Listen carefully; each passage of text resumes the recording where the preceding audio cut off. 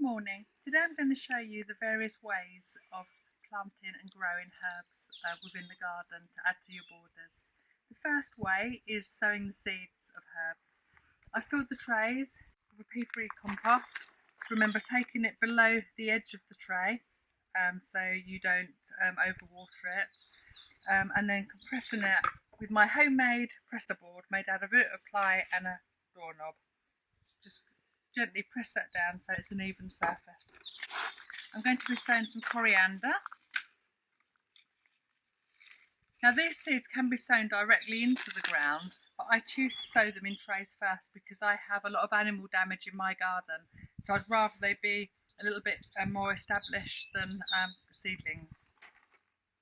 So spread quite thinly. These can be grown indoors as well. They can be grown in smaller pots, in recycled containers.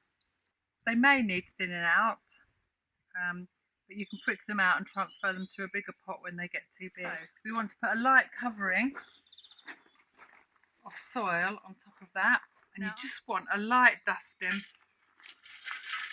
to cover the seeds. The reason we use a sieve is so that big lumps of soil don't cover the seedlings. I have pre-watered the trays, and then just gently push that down so the top surface of the soil has contact with the seed. Okay. Once again, I use my pegs, wooden pegs. They're really cheap to buy. Put the name of the herb on and the date, and that's one done there. The next seedling I'm going to sow is thyme. I filled my tray again with peat-free compost. I pushed it down with the presser board, taking it below the edge of the tray so that when you water it, it doesn't wash the seeds away. I have watered it already.